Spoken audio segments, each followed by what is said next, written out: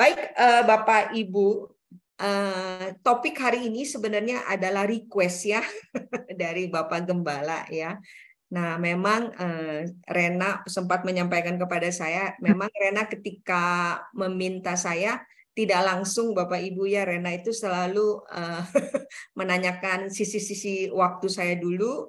Nah, setelah itu baru menyampaikan ya. Baik Bapak Ibu, hari ini kita akan membahas mengenai persepuluhan. Memang kita tahu ya Bapak Ibu bahwa pembahasan mengenai persepuluhan ini merupakan sesuatu yang sebenarnya sangat klasik. Artinya bukan sesuatu yang baru, bahkan di antara kita semua khususnya GBI melakukan apa yang disebut dengan persepuluhan. Tetapi menariknya walaupun ini sesuatu yang klasik, tetapi masih banyak persoalan atau polemik di dalamnya ya Bapak Ibu. Nah, bahkan saya bisa mengatakan bahwa polemik itu adalah jauh dari kata usai. Artinya masih terus bergulat sampai hari ini. Nah, pembahasan yang akan saya sampaikan ini Bapak Ibu memang tidak dimaksudkan untuk menyelesaikan polemik-polemik yang ada Bapak Ibu ya. Tetapi ini lebih kepada pemahaman dari sisi Alkitab dan juga nanti dari sisi GBI itu bagaimana ya terkait dengan persepuluhan. Karena kita semua bernaung di sinode GBI, maka ada baiknya juga nanti saya menyinggung mengenai sikap GBI terhadap persepuluhan. Baik ya Bapak Ibu. Nah, saya memberikan judul memang mungkin agak sedikit bombastis ya Bapak Ibu ya. Tapi sebenarnya judul ini bukan sesuatu yang luar biasa banget sih menurut saya Bapak Ibu ya. Ini hanya untuk supaya menarik aja sih Bapak Ibu ya. Ya. Baik, Bapak Ibu sudah bisa melihat PPT saya? Bisa, Bu. Baik ya. Nah, ini Bapak Ibu ya, jadi saya memberikan tema hari ini yaitu persepuluhan di abad yang ke-21. Jadi artinya persepuluhan ini tetap masih relevan untuk saat kita yang berada di abad 21 ya. Mungkin ini adalah gambaran daripada topik yang saya akan bahas pada saat malam ini.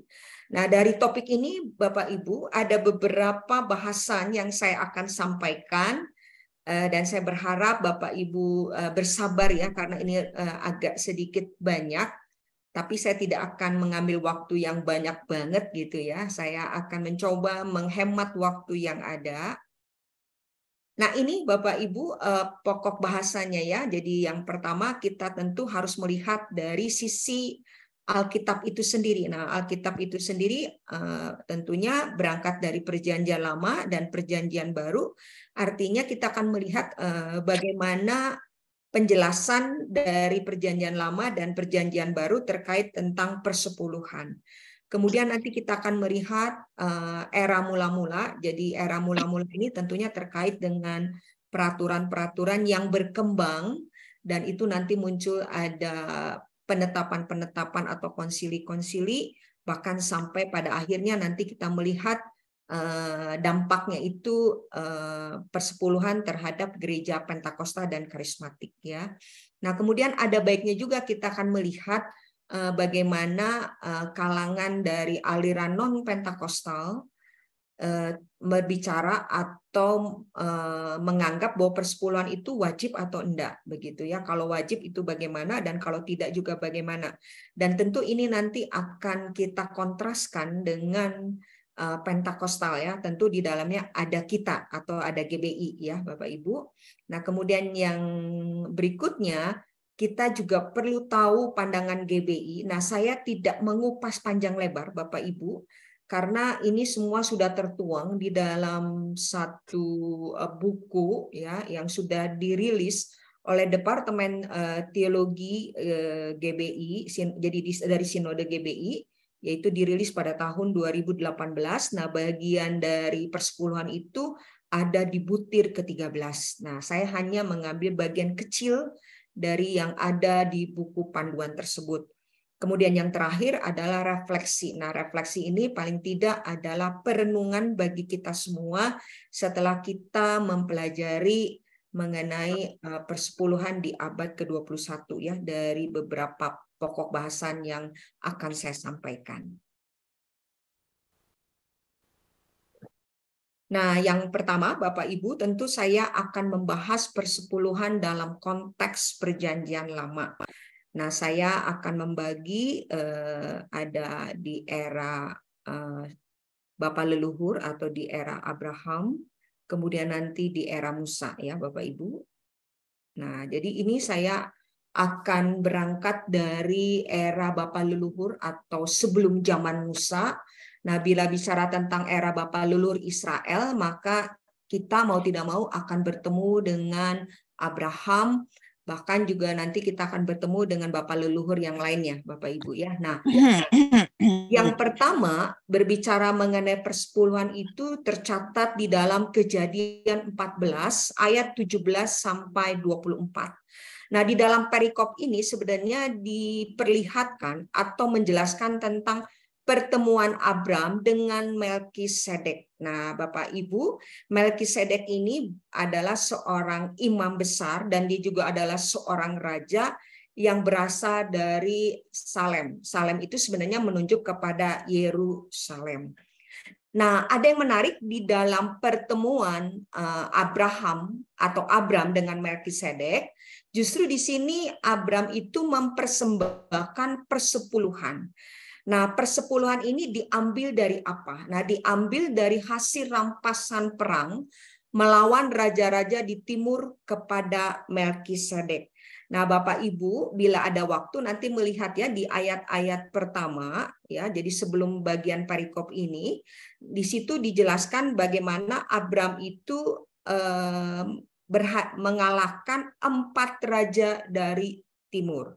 Nah, ketika dia berhasil mengalahkan 4 raja dari timur, maka dia juga memperoleh barang-barang yang didapat dari hasil perang tersebut.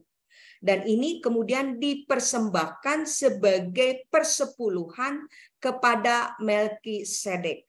Nah, kenapa diberikan kepada Melkisedek? Nah, nanti Bapak Ibu bisa melihat ya bahwa Melkisedek itu kan memberkati Abram ya. Nah, di sini kita juga melihat bahwa posisi Melkisedek adalah sebagai seorang imam besar. Makanya di sini dikatakan Abram itu memberikan persepuluhan kepada Melkisedek. Nah, yang menarik Bapak Ibu, dari teks ini sebenarnya diyakini atau dianggap sebagai permulaan dari konsep memberikan persepuluhan. Jadi sebenarnya pertama kali konsep mengenai persembahan persepuluhan itu ada di dalam Kejadian 14 ayat 17 sampai 24. Jadi ini ya Bapak Ibu. Nah, kemudian saya juga mau menunjukkan atau mau menjelaskan apa sih sebenarnya esensi pemberian persepuluhan Abram kepada Melkisedek. Jadi apa sih pentingnya atau di balik memberikan persembahan persepuluhan itu sebenarnya mau mengungkapkan tentang apa dari sisi Abramnya, Bapak Ibu ya. Nah, yang pertama ketika Abram mempersembahkan persepuluhan kepada Melkisedek sebagai seorang imam besar. Nah, maka di sini yang pertama adalah mengungkapkan rasa syukur atas kemenangan yang diraihnya. Seperti tadi saya sampaikan, dia mengalahkan 4 raja dari timur. Kemudian yang kedua, ini bicara tentang sukarela ya. Jadi sukarela yang tidak ditetapkan karena ada satu aturan, tetapi sukarela yang disebabkan karena inisiatif sendiri ya. Jadi ini merupakan inisiatif sendiri dan ini sukarela. Jadi tidak ada peraturan yang menetapkan tentang hal tersebut. Nah, yang menarik lagi, yang ketiga, bahwa persepuluhan itu memang diberikan kepada Melkisedek. Tetapi seperti saya sampaikan bahwa Melkisedek ini diposisikan adalah sebagai seorang imam. Jadi kalau ini seorang imam, maka dia adalah pelayan Tuhan atau dia adalah hamba Tuhan. Jadi memberikan persepuluhan kepada hamba Tuhan itu sama artinya adalah memberikan kepada Tuhan. Jadi ini dalam konteks Abram mempersembahkan persepuluhan, itu sudah diperlihatkan bahwa memberi kepada pelayan Tuhan itu sama artinya memberi kepada Tuhan. Kemudian yang menarik lagi Bapak Ibu, yang keempat di bagian esensi ini adalah deklarasi bahwa Abram berhutang hanya kepada Tuhan. Jadi dia sempat ya sebenarnya ada raja dari timur itu mau ngasih sesuatu sama dia. Tetapi dia nggak mau karena dia meyakini bahwa berkat itu bersumber dari Tuhan. Nah makanya di sini saya katakan di bagian esensi Abram mempersembahkan persepuluhan, justru ini merupakan deklarasi bahwa Abram itu nggak berhutang kepada manusia, ya, tetapi dia berhutang hanya kepada Tuhan. Jadi ini ya Bapak Ibu. Kemudian saya mengangkat peristiwa yang kedua, yaitu Yakub. Nah, Bapak Ibu, Yakub ini kan adalah kalau dilihat dari Abram itu adalah cucunya ya. Jadi ini adalah anak dari Ishak. Nah, ini ada di dalam Kejadian pasal 28 ayat 10 sampai 22. Nah, Bapak Ibu sebenarnya di sini mau memperlihatkan bahwa Yakub ini sebenarnya sedang melarikan diri dari ancaman Esau, karena Esau itu merasa tertipu karena dia punya hak kesulungan maupun berkat kesulungan itu diambil oleh Yakub, sehingga dia berniat mau membunuh Yakub. Kemudian ibu Yakub, karena ibu Yakub ini sangat sayang sama Yakub, maka diminta supaya Yakub itu keluar dari rumah dan dia pergi ke rumah pamannya. Nah, dalam pelarian dia menuju ke rumah pamannya, justru dia itu sempat singgah di satu tempat. Kemudian di situ dia mimpi, Bapak Ibu. Nah, ketika dia mimpi, justru Yakub ini mimpinya bukan mimpi apa-apa, Bapak Ibu, tetapi dia mimpi bertemu dengan Tuhan. Nah, yang menarik lagi, Bapak Ibu, di dalam mimpinya ini sebenarnya Tuhan juga memberikan penegasan akan janji yang sudah disampaikan kepada Abraham.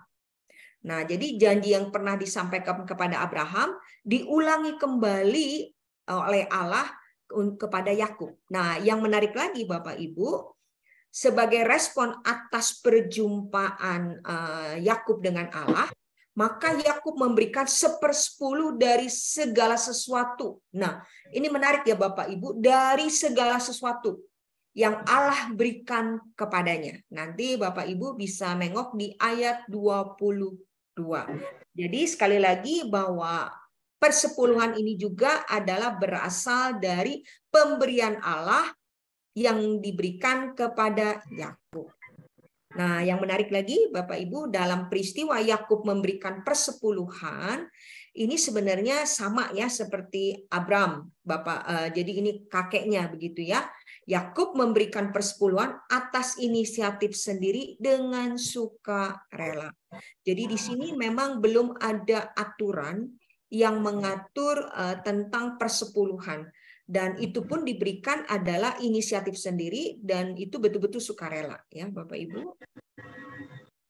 Nah, apa kesimpulannya ya? Jadi dari Abram maupun Yakub ketika memberikan persepuluhan ini kesimpulannya apa?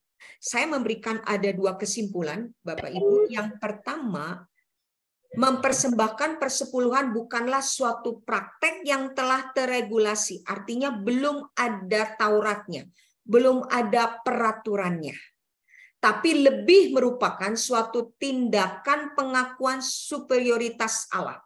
Karena baik Yakub maupun Abram mengakui bahwa apa yang mereka miliki itu bersumber dari Allah.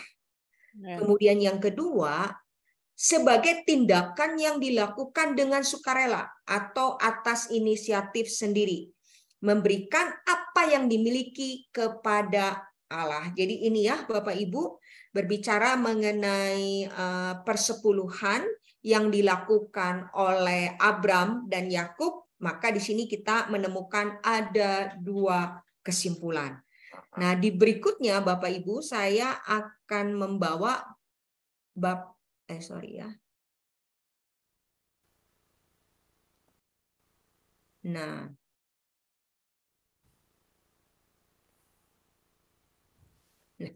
Sorry Bapak Ibu. Nah, saya akan masuk di era Musa atau di zaman Musa.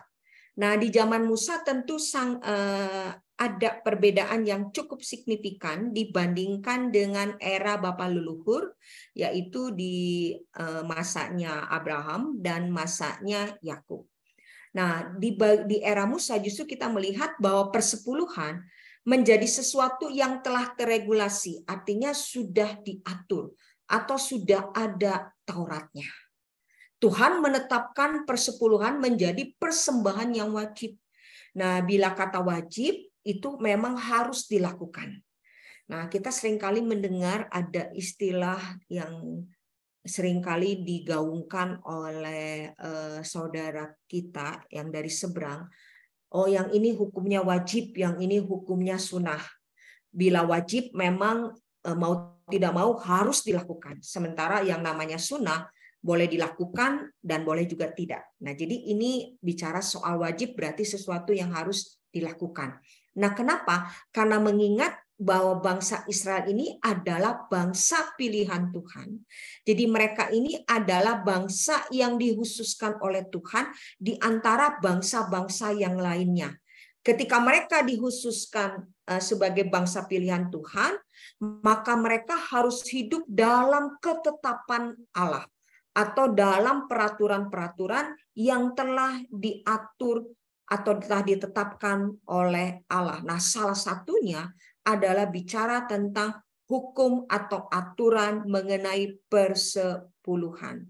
Dan jadi ini menarik ya Bapak Ibu, seringkali ya kita juga mungkin mendengar ya, kenapa sih orang Israel harus taat ya, harus taat, harus taat. Apakah ketika orang Israel taat itu berarti bahwa mereka betul-betul hanya sekedar ingin memperoleh berkat dan menjauhi kutuk atau menjauhi sanksi-sanksi yang memang nanti akan dikenakan kepada mereka. Nah, sebenarnya ketaatan ini bukan hanya sekedar di situ Bapak Ibu ya, tetapi ketaatan di sini justru sebenarnya lebih kepada menjaga relasi antara Allah sebagai Allah Israel yang telah memilih Israel dan Israel sebagai umat Allah yang telah dipilih oleh Allah dan menjadi milik Allah. Itu sebabnya ketaatan itu menjadi bagian yang cukup penting bagi orang Israel karena memperlihatkan bahwa mereka ini adalah sebagai bangsa pilihan yang hidup di dalam aturan Tuhan. Nah, di berikutnya saya juga memunculkan di sini Bapak Ibu ya, regulasi persepuluhan ini menjadikannya tidak lagi sekedar persembahan sukarela. Nah, tentu berbeda dengan di era Bapa leluhur. Nah, tadi kita sudah melihat di Abraham maupun di Yakub ya. Ini udah nggak sukarela lagi karena sudah diatur. Melainkan menjadi suatu keharusan yang diatur sepenuhnya oleh Tuhan. Dan semua itu tertuang memang di dalam hukum Taurat. Dan hukum Taurat itu memang diberikan kepada Musa, dan Musa itulah yang akan memberikannya kepada bangsa Israel. Nah, saya akan menunjukkan kepada Bapak Ibu, di era Musa bukan hanya sekedar diperlihatkan bahwa persepuluhan itu sudah menjadi bagian dari regulasi atau aturan yang sudah ditetapkan Tuhan, tetapi kita juga melihat ada jenis persepuluhan ya Bapak Ibu. Nah, memang selama ini gereja-gereja seringkali mengungkapkan persepuluhan itu selalu bersumber dari Maleakhi 3 ayat yang ke-10, bahkan itu seringkali disematkan di kotak persepuluhan yang ada di gereja lokal gitu ya Bapak Ibu. Nah, ternyata bila kita belajar lebih jauh lagi bahwa persepuluhan itu tidak hanya bicara tentang yang ada di Maleakhi Bapak Ibu, tetapi berdasarkan yang saya temukan ternyata ada 3 jenis persepuluhan Bapak Ibu ya. Nah, persepuluhan yang pertama itu disebut dengan persepuluhan Lewi Bapak Ibu. Nah, bicara tentang Lewi, kita tahu bahwa Lewi ini adalah salah satu suku bangsa Israel yang dipisahkan oleh Allah Dipisahkan untuk apa? Dipisahkan supaya dikhususkan untuk melayani Tuhan. Memang Bapak Ibu, tidak semua suku Lewi itu menjadi imam. Yang menjadi imam itu adalah dari kaum Kehat, ya. Sementara selebihnya Gersom dan Merari itu adalah pelayan Tuhan, tetapi mereka tidak dikategorikan sebagai imam, ya.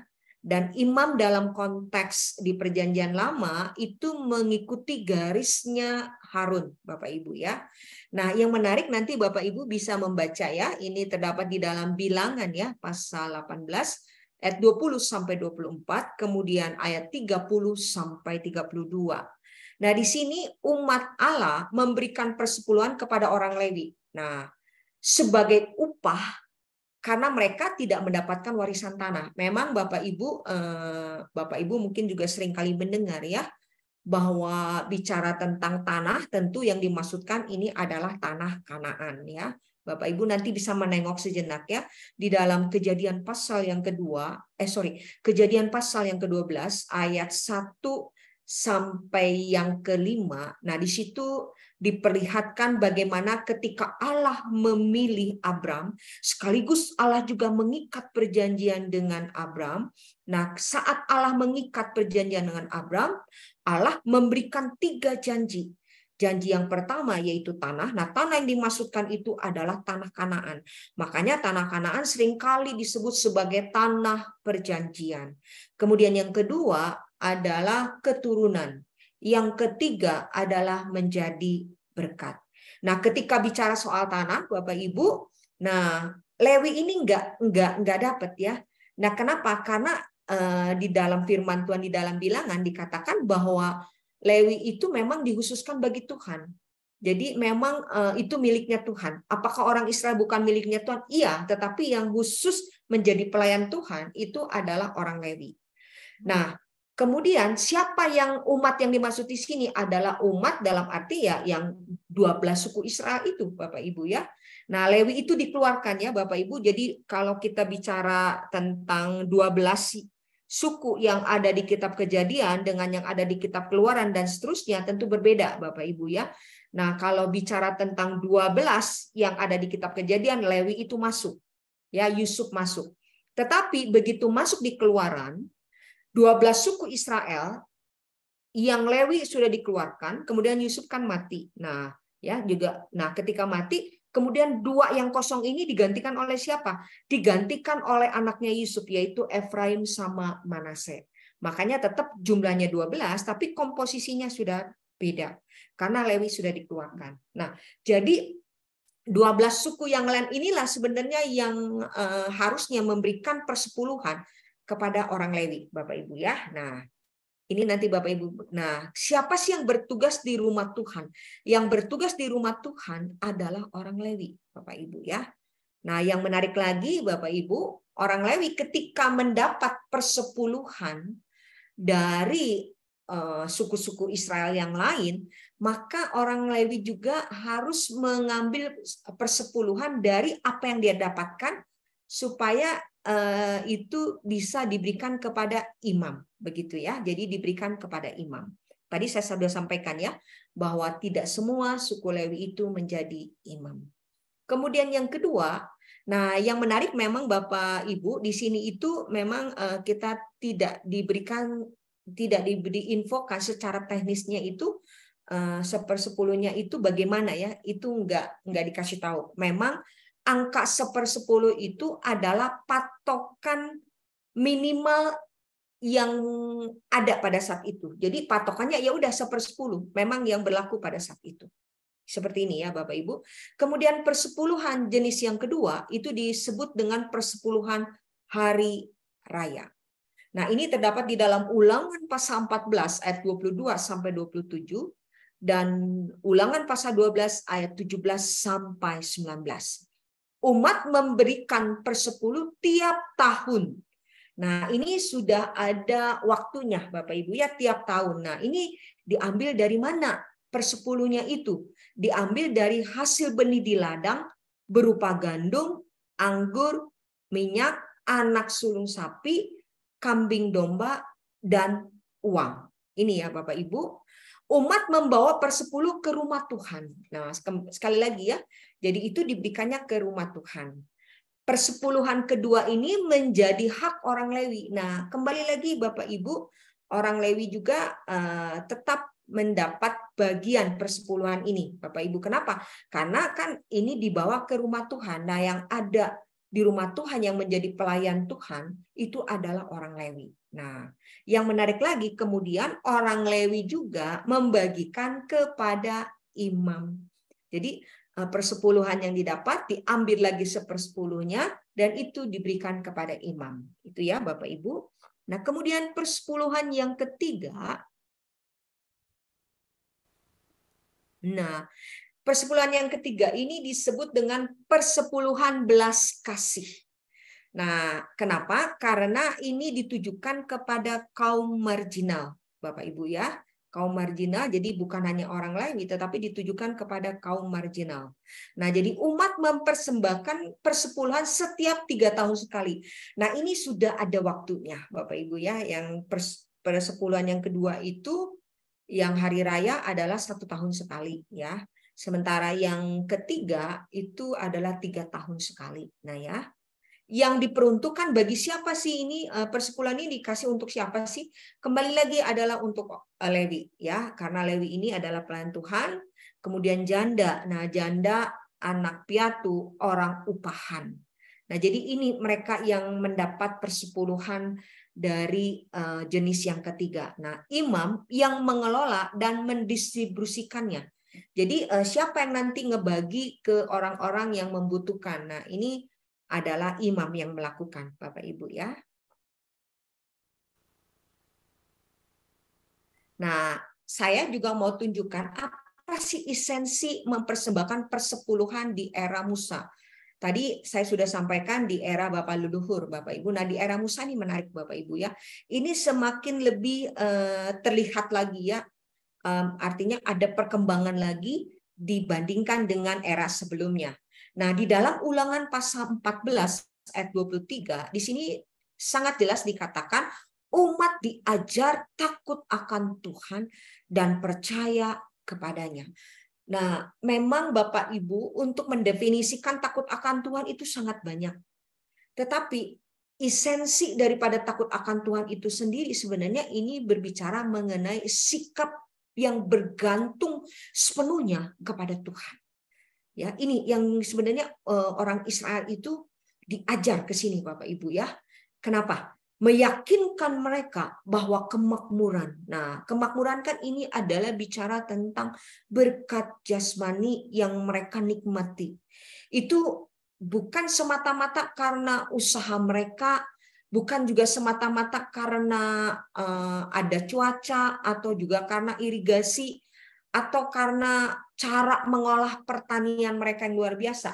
Nah, kenapa? Karena memang orang Israel awalnya nomaden, kemudian nanti mereka akhirnya hidup dengan pertanian, begitu ya. Nah, jadi bukan itu poinnya. Poinnya adalah berkat yang mereka nikmati itu adalah karena Tuhan yang menyediakan, ya.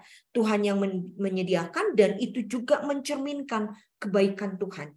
Jadi semuanya orang Israel, maksudnya dalam arti ketika mereka menikmati kenikmatan jasmani, mau ditekankan itu tuh karena Tuhan loh, bukan karena kamu. Jadi ini ya Bapak Ibu. Kemudian di dalam Ulangan pasal 14 ayat 26 dan dibandingkan dengan Ulangan 12 ayat 6, 12 dan 18, di sini memperlihatkan bahwa ini menunjukkan respon umat atas anugerah dan berkat Tuhan. Jadi ketika mereka memberikan persepuluhan, mereka tuh bersuka cita, Bapak Ibu ya. Jadi bukan menjadi satu beban, tetapi benar-benar ada sukacita yang meluap di dalam diri mereka. Kenapa? Karena ini mau memperlihatkan ini loh respon kami atas berkat dan anugerah Tuhan, begitu ya. Nah, bila di sini kita melihat ini adalah respon, maka mau ngapain sih sebenarnya? Nah, menyadarkan umat bahwa mereka sebagai pengelola dan bukan sebagai pemilik dari tanah dan ternak. Ini penting Bapak Ibu ya. Jadi orang Israel sekali lagi diingatkan bahwa semuanya karena Tuhan, dan itu anugerah berkat Tuhan, Tuhan yang baik, Tuhan yang memelihara mereka. Maka sekali lagi mereka tidak boleh mengklaim bahwa itu adalah milik mereka, tetapi itu semua adalah milik Tuhan. Jadi orang Israel hanya menikmati, Bapak Ibu ya.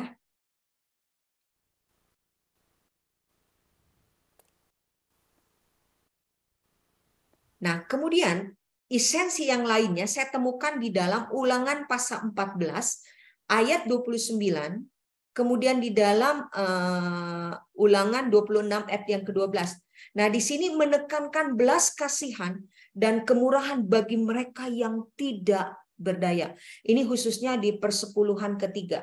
Nah, di sini Bapak Ibu, persepuluhan tidak hanya dilihat dari sisi vertikal. Jadi artinya tidak hanya memang ditujukan kepada Tuhan atau kepada pelayan Tuhan, tetapi kita juga melihat ini ada sisi sosialnya, ya. Jadi dengan melakukan persepuluhan ketiga yang ditujukan kepada kaum marginal atau kelompok orang-orang yang terpinggirkan, maka di sini sebenarnya umat Allah itu diajar untuk bisa punya belas kasihan dan bermurah hati kepada mereka yang membutuhkan. Jadi ini sudah terlihat Bapak Ibu ya, ada aspek sosialnya. Nah, apa kesimpulannya ya di era Musa ini? Nah, Bapak Ibu, saya mau menyimpulkan ada 4 kesimpulan yang saya bisa sampaikan. Yang pertama, persepuluhan telah terregulasi dan wajib dilakukan oleh bangsa Israel ya. Jadi ini bukan lagi sukarela, tetapi suatu keharusan yang harus dilakukan. Kemudian umat menyatakan, jadi melalui persepuluhan sebenarnya umat mau menyatakan bahwa mereka memberikan kembali. Nah, jadi karena semua itu bersumber dari Tuhan, dan jadi orang Israel ketika ngasih persepuluhan, mereka tahu ini kita ngebalikin loh, ini punyanya Tuhan, kita lagi balikin, dan yang kita balikin itu sebenarnya belum semuanya, karena hanya 1/10 doang. Jadi ini cuma sebagian ya, yang telah mendatangkan kemakmuran. Nah, ini ada di Ulangan 26 ayat 10 sampai 15. Kemudian yang menarik lagi, ketika umat mempersembahkan persepuluhan, umat itu mengakui legalitas peran para imam dan orang Lewi sebagai representatif ya, sebagai perwakilan Tuhan yang berhak memperoleh support dalam pelayanan. Jadi memang sejak zaman di era Musa atau sejak era Musa Bapak Ibu, memang pelayan Tuhan itu sudah disupport oleh umat ya. Jadi kalau kita ngedenger sekarang-sekarang ini ya, oh iya persepuluhan itu diberikan kepada Tuhan, dan ketika diberikan kepada Tuhan melalui gereja lokal kita, itu juga sebenarnya untuk kehidupan daripada pelayan Tuhan, tapi sekaligus juga untuk hal-hal yang memang dibutuhkan di dalam gereja. Jadi bukan hanya semata-mata pokoknya untuk gembala saja, tidak, tetapi juga untuk urusan-urusan gereja ya Bapak Ibu. Nah, ini sudah terlihat sebenarnya. Kemudian kesimpulan yang keempat, pada saat umat memberikan persepuluhan, umat itu mau mengungkapkan. Nah ya, jadi mau mengungkapkan kasih kepada Tuhan dan kasih kepada sesama. Nah, yang sesamanya itu memang terlihat adalah di persepuluhan ketiga, Bapak Ibu ya. Nah, kalau kita bicara tentang kasih kepada Tuhan dan sesama, ini kan sebenarnya inti dari Taurat, Bapak Ibu ya. Jadi inti dari Taurat, kalau kita melihat kan Taurat itu semuanya bersumber dari Dekalog atau 10 perintah Allah, maka hukum yang pertama sampai keempat ini adalah man to God. Sementara 5 sampai 10 adalah man to man. Dasarnya adalah kasih. Ya, jadi 1 sampai 4 dasarnya adalah kasih kepada Allah, sementara 5 sampai 10 dasarnya adalah kasih kepada sesama. Jadi ini Bapak Ibu ya, bagian yang kita bisa pelajari di era Musa, Bapak Ibu. Jadi semakin berkembang. Nah, setelah dari PL Bapak Ibu ya, kita akan masuk di perjanjian baru. Nah, persepuluhan dalam perjanjian baru Bapak Ibu. Nah, memang saya menemukan Bapak Ibu ya, bicara tentang persepuluhan ya, gagasan atau idenya itu disebutkan 4 kali Bapak Ibu ya. Jadi ada di Matius 23 ayat 23, Lukas 11 ayat 42, kemudian Lukas 18 ayat 12, dan Ibrani pasal 7 ayat 1 sampai 10. Nah, yang menariknya Bapak Ibu, sekalipun ini disebutkan 4 kali dalam konteks Perjanjian Baru, tetapi sama sekali ini sebenarnya tidak sedang menghidupkan kembali praktek persepuluhan yang pernah ada di Perjanjian Lama. Sebenarnya tidak ke situ ya. Kenapa? Kalau kita melihat di dua bagian ini ya, di Matius 23 ayat 23 dan Lukas pasal 11 ayat yang ke-42, justru di sini kita melihat Yesus itu mengecam orang Farisi dan ahli Taurat dalam melakukan praktek persepuluhan dengan teratur, namun mengabaikan keadilan, belas kasihan, dan kesetiaan. Jadi sebenarnya ketika ini disinggung mengenai persepuluhan oleh Yesus, ini tidak sedang Yesus itu tidak sedang mengembalikan atau sedang menghidupkan praktek persepuluhan seperti yang ada di Perjanjian Lama. Tidak ke situ Bapak Ibu ya.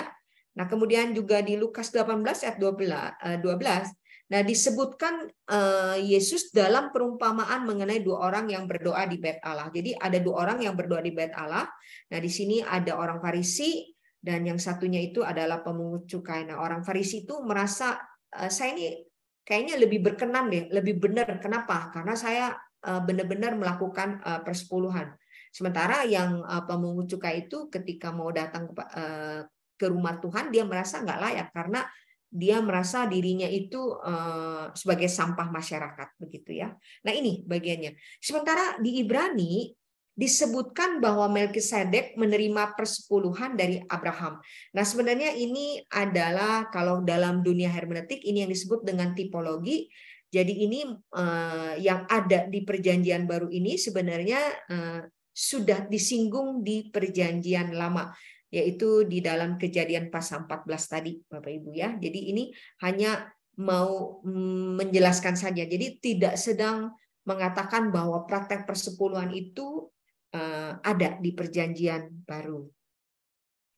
Nah, kalau memang itu tidak dilakukan lagi, kemudian apa sih sebenarnya yang sedang mau disampaikan dalam Perjanjian Baru? Berarti sama sekali untuk memberi kepada Tuhan itu enggak lagi, atau ada sisi lain yang sedang ditekankan. Jadi ini Bapak Ibu ya.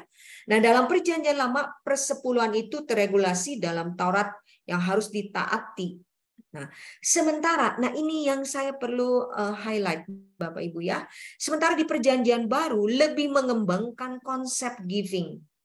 Nah, konsep giving itu kan artinya enggak lagi berpatokan berapa-berapa begitu ya, enggak seperti itu lagi. Nah, dukungan teks yang menjelaskan konsep giving itu ada di mana saja. Ini Perjanjian Baru ya Bapak Ibu. Nah, saya munculkan di Kisah Rasul. Nah, Bapak Ibu tentu tidak asing, ini kan bicara tentang pola kehidupan jemaat mula-mula. Nah, ini juga ada kaitan ketika mereka juga dengan sukarela memberi ya. Kemudian dibandingkan juga dengan Kisah Rasul 20 ayat 33-35 mau menegaskan bahwa pentingnya memberi bagi yang membutuhkan. Nah, Bapak Ibu mungkin saya agak cepat aja di sini ya. Mereka yang kuat secara finansial membantu mereka yang hidup dalam kekurangan dengan kerelaan hatinya. Bicara tentang kerelaan hati, tentu ini bicara tentang bukan tentang hukum atau tentang aturan, tetapi tentang individu, ya, tentang individu yang bersangkutan. Sehingga tidak timbul kesenjangan sosial. Jadi nggak ada istilahnya, oh ini yang kaya, ini yang miskin, ini menengah ke atas, ini menengah ke bawah. Nggak akan ada seperti itu. Tidak ada hukum apapun yang mengatur mereka harus membagi-bagikan harta mereka kepada yang kekurangan. Jadi memang tidak ada aturan. Mereka tergerak hatinya ketika ada yang dalam kekurangan. Ini sebenarnya yang sedang diungkapkan di dalam konteks Perjanjian Baru. Jadi bukan lagi berpatokan kepada 1/10, tetapi lebih kepada giving. Ya. Kemudian yang berikutnya, Bapak Ibu, saya menemukan di dalam Lukas pasal 21 ayat 1-4, memberi persembahan yang terbaik kepada Tuhan dari kekurangannya. Ini yang janda ya, janda miskin. Jadi dia cuma punya 2 peser. Ketika dia datang ke Bait Allah, dia berikan itu semua kepada Tuhan ya. Jadi itu bicara konsep giving itu bisa berangkat dari memang kita punyanya segini dan itu yang kita berikan. Sementara di Matius 25 ayat 35 sampai 40, Yesus mengajarkan kepada para muridnya bahwa manusia seharusnya saling memperhatikan satu sama lain, terlebih kepada mereka yang membutuhkan dan termarginalkan. Sekali lagi Bapak Ibu, Yesus sendiri ketika memberikan pengajaran kepada para muridnya, ayo pikirkan kepada mereka yang memang membutuhkan, khususnya bagi mereka dari kelompok-kelompok yang terpinggirkan ya, karena merekalah yang membutuhkan pertolongan. Amen. Kemudian di dalam Korintus juga Bapak Ibu ya, di sini diperlihatkan bagaimana jemaat Tuhan itu bisa menyokong pelayanan hamba Tuhan ya. Gembala berhak minum susu dombanya ya, tapi bukan berarti meras ya atau memerah sehabis-habis sebanyak-banyaknya, bukan seperti itu konsepnya ya Bapak Ibu. Nah, kemudian di Filipi pasal 4 ayat 15 sampai 20. Ini juga kaitannya bagaimana jemaat Tuhan mendukung pelayanan Paulus di Tesalonika. Jadi kita melihat di konteks perjanjian baru, giving itu bisa untuk orang-orang yang termarginalkan, juga ditujukan kepada Tuhan, tapi juga ditujukan kepada para pelayan Tuhan yang membutuhkan support ya. Kemudian sama di Korintus juga sama. Nah, bahkan di 1 Korintus 16 ayat 1 sampai 4, Paulus memberikan perhatian untuk mengumpulkan bantuan bagi gereja di Yerusalem. Nah, ini justru menarik, Paulus itu ngajakin orang-orang supaya bisa memberikan donasi kepada gereja di Yerusalem yang memang membutuhkan ya. Kemudian di 2 Korintus pasal 8 sampai 9, Paulus berbicara tentang mengumpulkan kembali bantuan untuk gereja Yerusalem. Jadi sama ya di bagian ini. Nah, ini saya memberikan semacam, bisa ini saya gambarkan ini sebagai kesimpulan ya dari apa yang saya sampaikan di Perjanjian Baru. Nah, prinsip-prinsip memberi atau konsep giving itu seperti apa? Nah, ini Bapak Ibu sebagai respon atas anugerah Tuhan ya, sebagai bentuk konkret ekspresi kasih, kemudian sebagai tindakan iman, sebagai respon terhadap teladan Kristus, sebagai respon terhadap kebutuhan manusia, dan prinsip saling memperhatikan agar tidak ada yang berkekurangan di antara umat Tuhan. Nah, ini penting banget, jadi jangan sampai kita melihat di konteks sekarang Bapak Ibu ya, kita melihat sepertinya di gereja itu kayak ada kelompok-kelompok yang terbagi gitu ya. Oh, ini kelompok yang punya, yang ini tidak punya. Nah, justru yang punya itu harusnya memperhatikan yang tidak punya. Nah, bukan berarti juga harus ekstrim gitu, ngejual ini, ngejual itu. Bukan itu sebenarnya. Tetapi perhatian bisa dalam bentuk apapun sebenarnya ya. Jadi supaya jangan sampai di gereja itu ada orang susah sampai benar-benar nggak bisa makan. Nah, jangan sampai itu terjadi begitu ya. Atau benar-benar nggak punya baju, kalaupun punya baju itu sangat terbatas sekali, cuma punya tiga aja misalnya gitu ya. Nah, kemudian sebagai bentuk persembahan kepada Tuhan, memberi kepada pelayan Tuhan sama dengan memberi kepada Tuhan ya. Jadi Bapak Ibu, ini adalah kesimpulan ya. Jadi saya menggunakan prinsip-prinsip memberi ya. Jadi saya tidak menggunakan kata kesimpulan, tetapi lebih menggunakan prinsip-prinsip memberi dalam konteks Perjanjian Baru ya. Nah, saya akan masuk Bapak Ibu di era mula-mula ya. Jadi ini adalah tahunnya sekitaran 400 sampai 800 Masehi. Nah, persepuluhan itu dilakukan berbasis peraturan gerejawi di gereja-gereja lokal.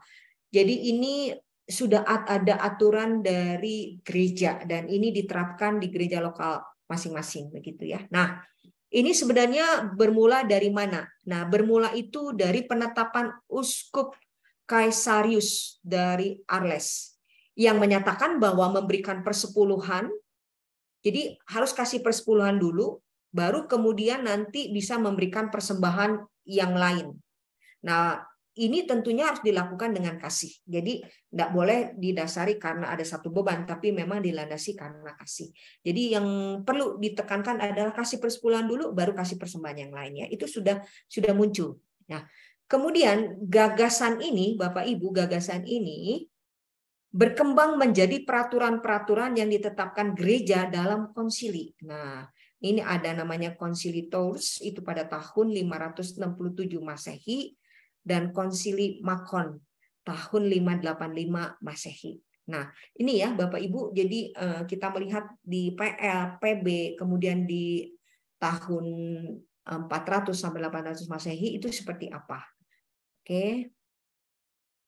Nah, kemudian perkembangan selanjutnya Bapak Ibu, praktek persepuluhan tidak lagi dilakukan di gereja Katolik Roma. Nah, karena kan yang menetapkan awalnya itu kan dari pihak Katolik, Bapak Ibu ya. Karena kalau bicara konsili, maka ini orang Katolik yang paling banyak berkontribusi ya. Nah, tetapi dalam perkembangan selanjutnya justru tidak lagi dilakukan ya di gereja Katolik Roma. Nah, yang menarik lagi itu dihidupkan kembali adalah pos era reformasi. Ajaran tentang persepuluhan dipulihkan kembali di kalangan gereja-gereja beraliran Kristen Protestan.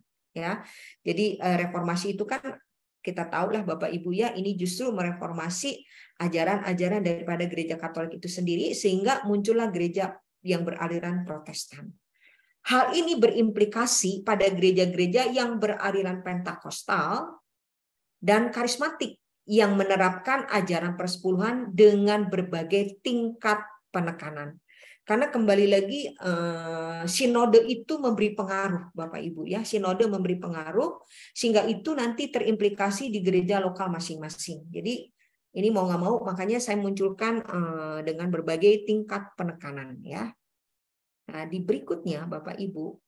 Nah, ini sudah lebih ke sekarang ya Bapak Ibu ya, lebih ke sekarang yang non Pentakostal berhadapan dengan yang Pentakostal. Nah, yang non Pentakostal yang pertama saya munculkan dari gereja Katolik Bapak Ibu ya. Nah, gereja Katolik itu tidak mewajibkan jemaat Tuhan itu memberikan persepuluhan. Jadi ini mungkin saya menggunakan istilah sunnah ya, jadi tidak bersifat wajib tapi sunnah ya, kalau mungkin saya menggunakan istilah itu ya, dan tidak menentukan besaran nominalnya. Jadi kalaupun ada yang memberikan persepuluhan ya tidak ditentukan nominalnya, artinya ya kamu tahu bahwa itu adalah milik Tuhan dan kamu memang diberkati oleh Tuhan, maka kamu tahu seberapa besarannya yang harus dikembalikan kepada Tuhan. Nah, ini di kalangan Katolik. Nah, persembahan itu bisa berupa tenaga, waktu, uang. Nah, ini di kalangan gereja Katolik. Nah, GKI, Bapak Ibu, nah GKI ini juga sama ya, tidak bersifat wajib. Ada nggak sih mereka yang melakukan? Ada, tapi tidak menjadi sebuah kewajiban.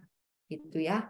Nah, namun yang menariknya begini Bapak Ibu, ini tidak bersifat wajib, namun merupakan disiplin rohani. Dalam arti apa? Jadi kalaupun ada orang yang melakukan persepuluhan, itu ini dianggap sebagai disiplin rohani. Dalam arti apa? Ya sama aja seperti kita lagi baca Alkitab, kita berdoa. Itu kan adalah bicara tentang disiplin rohani. Ya memang kita orang percaya ya harus melakukan itu. Nah ini, kalau dalam artian bukan wajibnya tetapi disiplin rohani. Jadi kamu sedang mengatur diri kamu untuk berdisiplin. Dan tapi ini bukan wajib loh. Nah kira-kira seperti itu Bapak Ibu ya. Nah persembahan bisa berupa uang, tenaga, waktu. Nah ini sama seperti halnya orang Katolik, cuman tambahannya di sini ya, ini merupakan disiplin rohani. Nah, gereja dari aliran Pentakostal dan karismatik, nah bersifat wajib Bapak Ibu ya, jadi persepuluhan itu wajib, cuma memang kembali lagi penetapannya itu tergantung sinodenya ya, dan itu nanti terimplementasi di gereja lokal masing-masing. Ya, nah saya munculkan ini ya, saya nggak munculkan GBI dulu ya, nanti GBI berikutnya ya. Nah bagi gereja sidang jemaat Allah memberikan persepuluhan adalah wujud ketaatan terhadap tata gereja. Jadi artinya ini wajib karena ini sudah diatur di tata gereja. Jadi ketika melakukan persepuluhan ya berarti ini kan ketaatan gitu ya, ketaatan terhadap tata gereja yang memang sudah dirumuskan oleh sinode di GSDA ya Bapak Ibu. Nah sekarang Saya akan tunjukkan di kalangan GBI, ya, di kalangan kita, ya. Nah, Bapak Ibu sekali lagi ini saya tidak menampilkan semua, ya. Ini saya tampilkan yang esensinya saja. Jadi minimal itu adalah 10% minimal.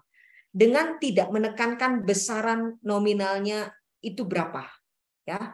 Jadi pokoknya minimal 10%. Nah, ada penjelasan dari Pak Ketum itu mengatakan bahwa 10% ini adalah dari yang belum dipotong apa-apa, begitu ya.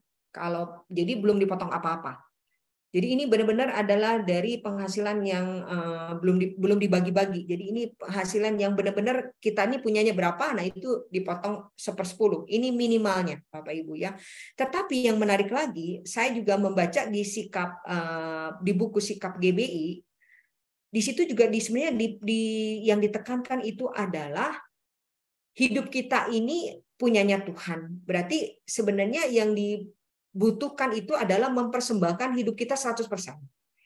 Nah, kan mewujudkan 100% itu kan kayak gimana konkretnya? Nah, paling tidak lakukanlah yang kecil dulu, 10 dulu minimal, kita kan seperti itu, ya. Ini sebenarnya yang sedang disampaikan dari sisinya GBI, Bapak Ibu, ya. Kemudian bersifat wajib dilakukan oleh pelayan dan jemaat Tuhan. Jadi ini wajib, Bapak Ibu, ya.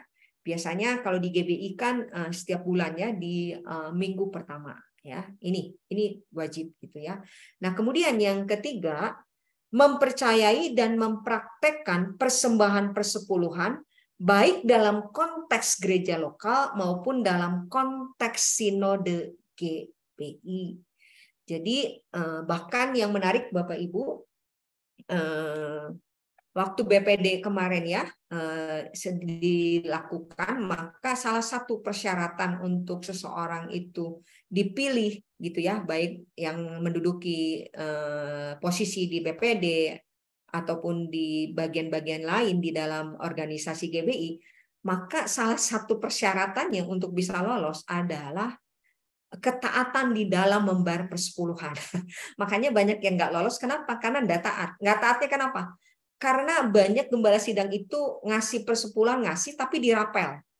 Yang dimaksud taat itu sebenarnya ukurannya itu adalah setiap bulan gitu, ya. Nah, ketika dirapel itu walaupun bayar sih, tapi dianggap itu nggak taat atau dianggap itu tidak memenuhi persyaratan untuk menduduki posisi di organisasi GBI. Ini menarik, Bapak Ibu, ya. Sekarang ini ada perkembangan lagi, ya, di GBI begitu, ya. Nah, di bagian terakhir refleksi, Bapak Ibu, ya. Memberikan persepuluhan, sekali lagi Bapak Ibu, ya, ini untuk kitanya yang sekarang, ya. Memberikan persepuluhan dilandasi pemahaman yang benar, yaitu memberi tidak bertujuan memperoleh berkat. Ya, kalau kita tadi belajar bahwa orang Israel, bahkan Bapak leluhur juga menyadari bahwa ini tuh dari Tuhan loh, berkat ini dari Tuhan. Jadi kita harus kembalikan kepada Tuhan, bukan untuk mendapatkan berkat dari Tuhan. Nah, ini yang penting, ya. Karena kenapa? Karena Tuhan telah memberkati kita terlebih dahulu. Kemudian yang kedua, menjadi hamba atau penata layan yang bertanggung jawab atas seluruh harta yang dipercayakan Tuhan kepada kita, ya. Kemudian yang ketiga, mempersembahkan hidup sebagai persembahan yang hidup bagi kemuliaan nama Tuhan. Ini di dalam Roma 12 ayat yang pertama. Dan yang menarik ini, ya, Bapak Ibu, tidak terjebak dalam lingkaran legalitas yang mengaburkan esensi persepuluhan itu sendiri. Nah, legalitasnya itu kan biasanya karena sudah adanya aturan dari sinode. Nah, jadi kita ngasih itu ya karena memang kewajiban. Jadi kalau kewajiban kita harus ngasih. Kalau enggak tuh kayaknya gimana? Nah, enggak begitu, ya. Kalaupun kita memberi itu dilandasi karena memang kita mengerti dengan betul. Bukan karena legalitas. Sama seperti gini, Bapak Ibu, ya. Kalau di zaman dulu, ya, sekarang sih sudah nggak ada di Indonesia, ya. Di zaman dulu itu saya ingat banget, biasanya di pom bensin itu selalu ada spanduk gede-gede ditulis dilarang merokok. Nah, bagi kita yang nggak merokok, ya no problem, yang itu tidak akan punya pengaruh apa-apa. Tapi bagi yang merokok, otomatis ketika mereka mau ngisi bensin, maka mereka harus matikan. Mereka nggak boleh merokok. Nah, bagi mereka, saya tidak merokok di pom bensin karena ada aturannya. Nah, itu legalitas, Bapak Ibu. Nah, jadi saya berharap kita, karena orang GBI dan ini kan sudah diatur oleh sinode, ya berarti kita memberikan persepuluhan. Nah, sekali lagi jangan sampai terjebak karena legalitas. Itu ya Bapak Ibu. Saya sudah selesai Bapak Ibu. Saya berharap apa yang saya jelaskan ini bisa membantu Bapak Ibu untuk memahami bagian kecil dari persepuluhan. Terima kasih Bapak Ibu, Tuhan berkati.